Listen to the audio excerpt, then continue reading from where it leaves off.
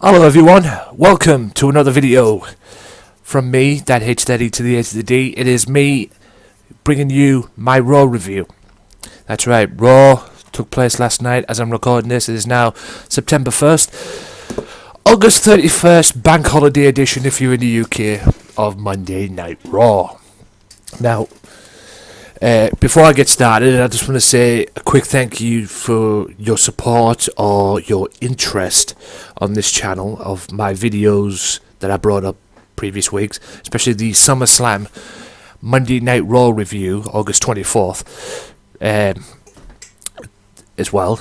A case of agreeing to disagree, but hey, still, thank you for taking interest and thank you for showing your support. Everybody has an opinion when it comes to being a wrestling fan. That's the beauty of it. So, hey, you may agree with what I say, you may not. Hey, that's the beauty of being a wrestling fan, and I love it. But anyway, on to topic. Monday Night Raw, August 31st, last night, as I'm recording this. And it kicked off with Sting. You know what, I'll get to the main point. One main point, at least, of what happened on Raw, which was Sting. Sting kicked off Raw, came out and said that it was good to be back in Tampa, and basically said that his next target was the weasel known as Seth Rollins. Now, he came out and said that Seth Rollins is not the man Triple H is, because the last time Sting was in the ring, he fought Triple H, lost, and Triple H was man enough to stand up and shake his hand, getting his, after the match. Sting thinks that Seth Rollins is not the man Triple H is. He thinks he's a little boy in a man's world. And at Night of Champions, he plans on becoming a champion that has, he plans on winning the title that has eluded him all these years, and plans on becoming the WWE World Heavyweight Champion. Fast forward later on, during some motivation speech from Stephanie backstage after that Sting segment, Seth comes out and calls out Sting, demanding to know where his statue is. Now, I've got my notes here. Apparently, Seth said that he was better than Triple H ever was. That didn't sit well with the Queen Bee. Queen Bee comes out and requests and strongly suggests that Seth shut his mouth. Anyway, another motivational speech from Stephanie and all that, and getting Seth fired up and everything. Since she was on her own this week, no Triple H, which is usually Triple H's job when when he's giving the motivational speech to Seth Rollins. Seth calls out again Sting, tries it all again. Except this time, he doesn't get Sting. Kind of a carbon copy of last week, in a way. He gets John Cena. And Cena comes out and, basically gets says, has a little bit of tirade and talks about Seth Rollins and all that. But also cashes in his US title rematch, because Mr. Rollins didn't think this through. Night of Champions, every title is on the line.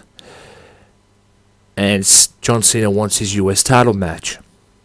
And he's going to get his US title match, because reluctantly enough, Steph agreed. Stephanie McMahon agreed. And that just pissed off Seth Rollins even more. And Raw ended with Cena going up the ramp, standing on top of the ramp, Sting coming out next to him, and Seth acting like a whiny little bitch in the ring with his both belts in hand, knowing the fact that Night of Champions may be the longest night of his life. So look out for a Night of Champions prediction, but I'm pretty sure that Mr. Rollins will not be champions after Night of Champions. But we'll see. Like I said, only time will tell. Interested to see what happens next week on Raw. Now I'll get to the other talking points of Monday Night Raw. And match-wise, Monday Night Raw kicked off with a SummerSlam rematch involving Dolph Ziggler and Rusev. Now, power advantage was with Rusev, quickness was with Dolph. I actually thought this was a better match than SummerSlam, because SummerSlam basically ended in a double count-out. Although there was a little point towards the end that this was going to end it in a double count-out, but both men managed to get in. Quite frankly, both men were lucky.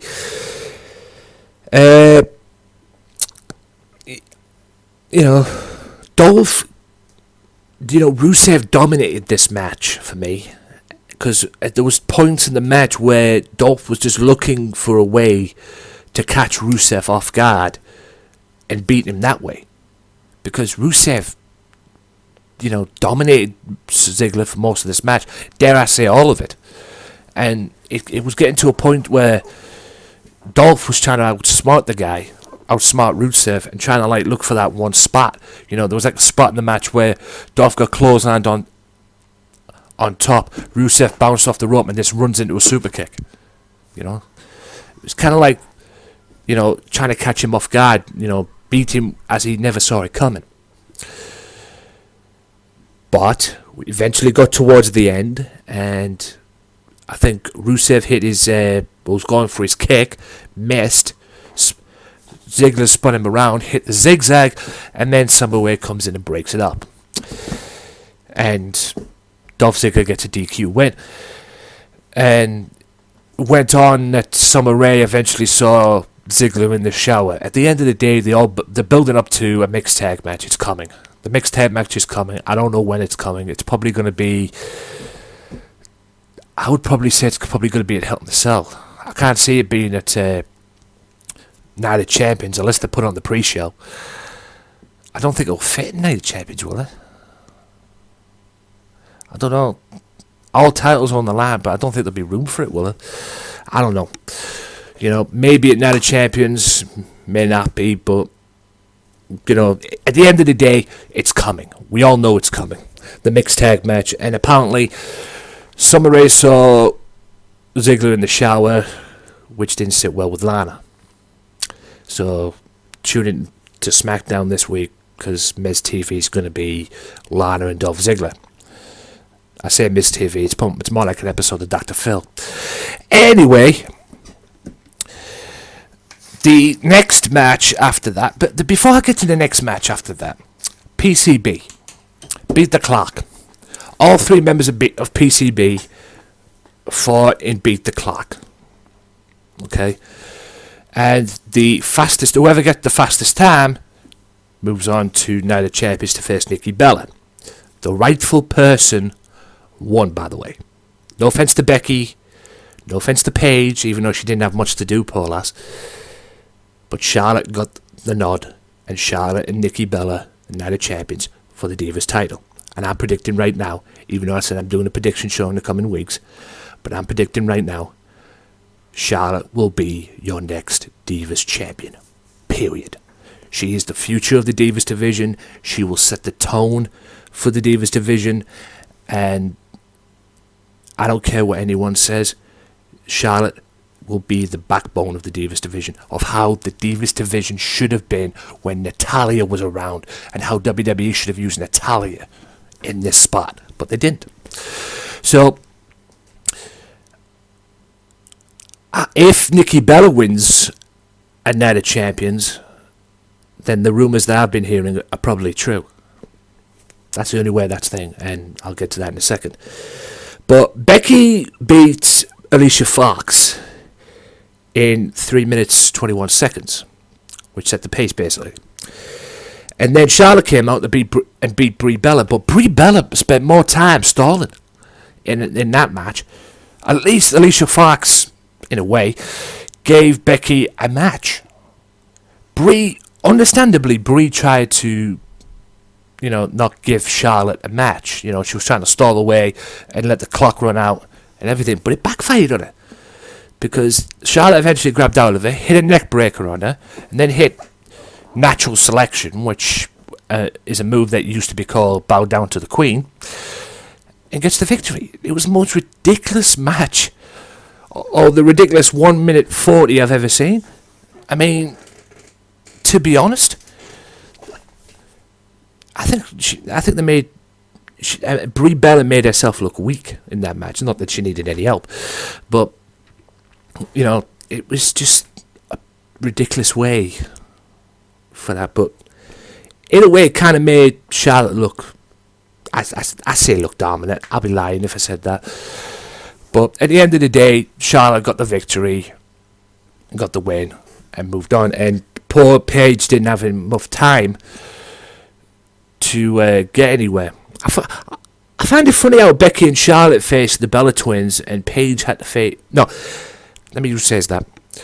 I find it funny how Becky and Charlotte had to face Alicia Fox and Brie Bella respectively, but Paige had to face Sasha Banks. I find that odd, but you know, Paige didn't have enough time, or couldn't get the job done in a way against Sasha Banks. So, like I said, Charlotte is going to Night of Champions. Charlotte will be your next Divas champion. She will carry that Divas division and bring some respect back to it. And I'm promising this right now, no more Bella Twins as champions. The Bella Twins' domination will be over, at least for now, at Night of Champions. But if Nikki somehow wins, and I'll say this again on the predictions, if Nikki somehow wins, then the rumours what I've been hearing are true. Now, we'll go to Ryback and Big Show. Good job, WWE. You put on a show for free. You put on a match for free, which probably should have been at Night of Champions. Although it's probably going to end that way, and it probably will be at Night of Champions.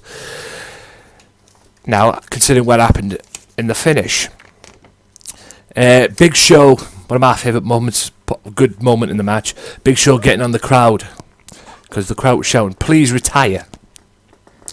And Big Show turned around and went, "Find me someone to retire me," because it's not going to happen. And then Big Show using his power, because I think he dominated most of this match myself, proving his dominance because he is a 7-foot giant. Ryback goes for the meat hook clothesline and gets speared by the Big Show. 7-foot guy doing the spear. All in all, it was a good, hard, physical match. That, in a way, was spoilt by one Lady Gaga at ringside. Miz. That outfit, goddamn. I mean, I don't know where this is going to go, but Miz cost Big Show the Intercontinental Championship. I hope they don't have another triple threat match. I hope it's a one-on-one match. I mean, I'm done seeing the Miz now for the Intercontinental Championship. No doubt Big Show will probably get his revenge on SmackDown, because with Miz TV, he'll probably come out on Miz TV and demand answers, or wait till next week. I don't know what's going to happen, but, you know, I mean, for goodness sake, you know, Miz... I mean, they're trying to bring prestige back to the Intercontinental Championship. I mean, Ryback wants to do that. He's even made that himself. And in my opinion, despite the staph infection and everything, Ryback in a way has been an okay champion up until now. But Miz... I mean, I'm done with the Miz, quite frankly. Done with him. But hopefully they'll have this match again at Night of Champions, and hopefully this time Miz won't get involved.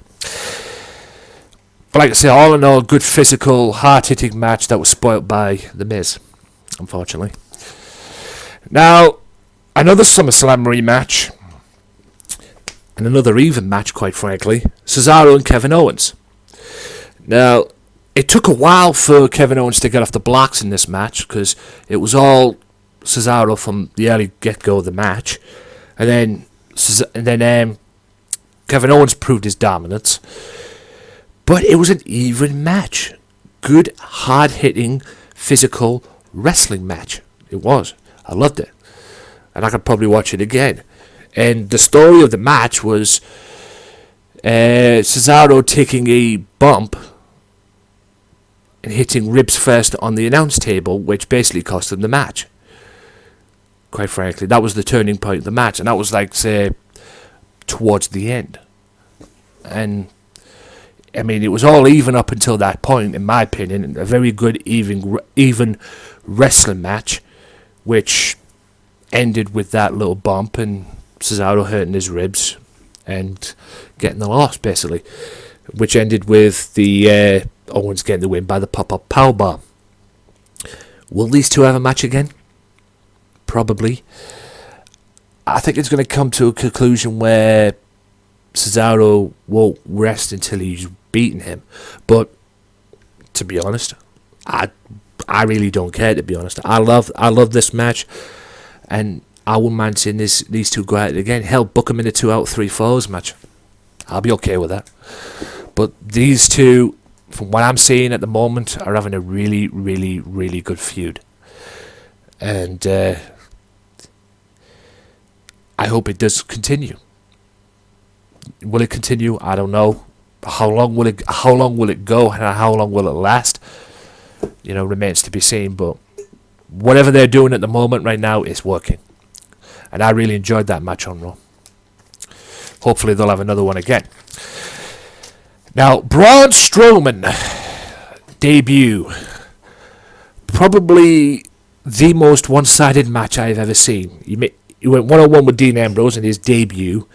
And quite frankly, all I can say about this is he manhandled Dean Ambrose all match, shoves Roman Reigns on the outside, and then manhandles them both. Roman Reigns and Dean Ambrose. This dude is a monster. And he is changed the complexion of the Wyatt family. Because we all know Wyatt family was Luke Harper, Eric Rowan, Bray Wyatt.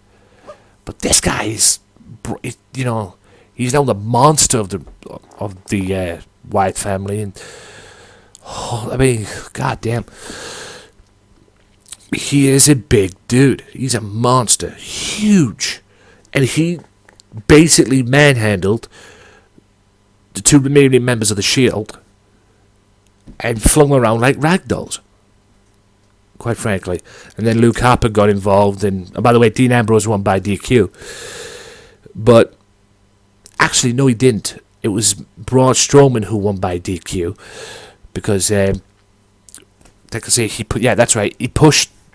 Strowman pushed Reigns out the way, and obviously Reigns didn't take too kindly to it, so he goes after him. But even Dean hit this guy with a chair in the back when he grabbed out of Roman Reigns, had him in that sleeper chokehold move that he's done, and he did on SmackDown and on Raw last week. Dean hits him with a chair. The guy doesn't even move. No effect. I don't know where this feud's going with Dean Ambrose, Roman Reigns, of the Wyatt family, but I think the Shield might have their hands full. This was supposed to be a 6-man tag at SummerSlam between Roman Reigns, Dean Ambrose, Sting, and the Wyatt family, but it seems Sting's went down a different path and went after the injustice, as he called it, of Seth Rollins. Be interested to see what happens in this feud and who would step up.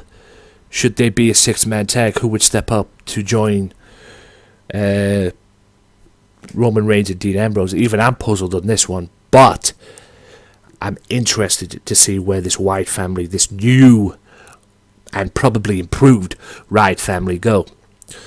Especially improved with the size of that motherfucker. Holy shit. Right, just check, see if there's any more matches on here.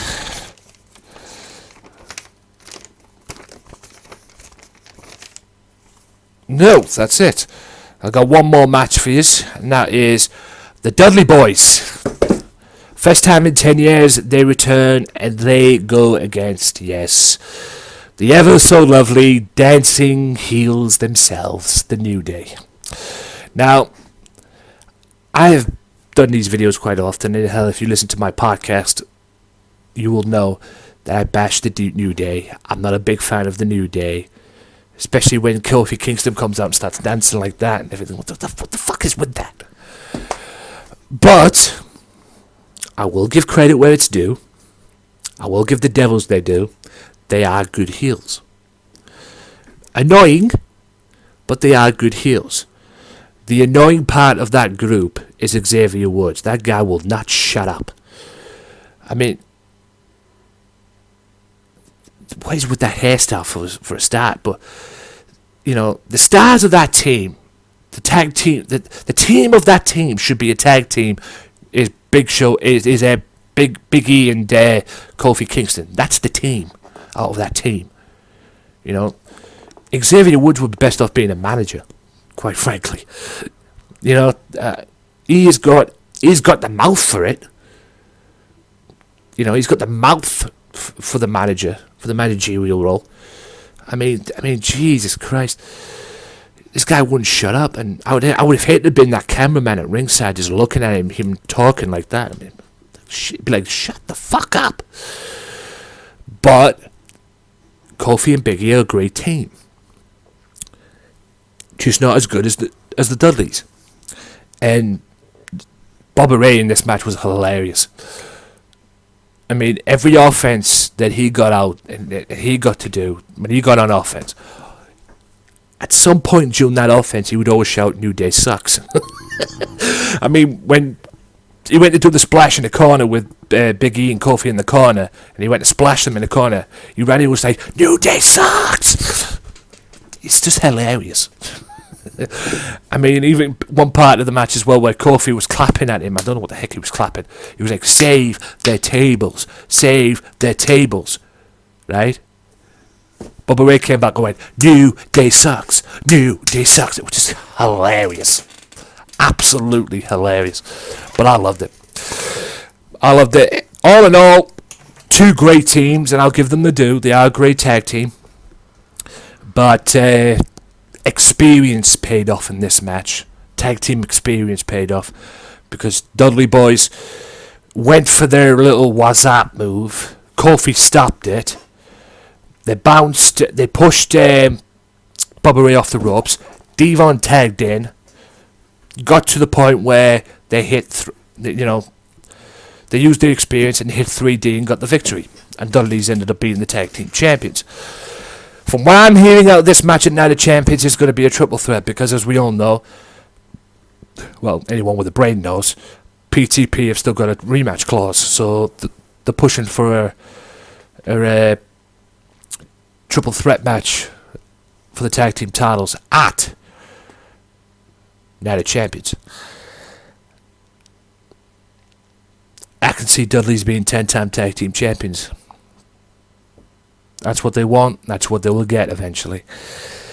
And I think Dudleys will be the dominant team of the WWE Tag Team division, since they have signed a full-time deal. From what I'm hearing, they are on the roster now full-time. So we'll be seeing a lot of the Dudley Boyz, which is A-okay with me. Team who? But all in all, considering what I thought of last week's Raw, I thought this week's was pretty good. And out ratings-wise, I will give this a 4 out of 5. Or in Sunday Segway terms, out of 10, I would give this a solid 7 for me. A good solid 7. Was it better, in my opinion, than last week's Raw? No.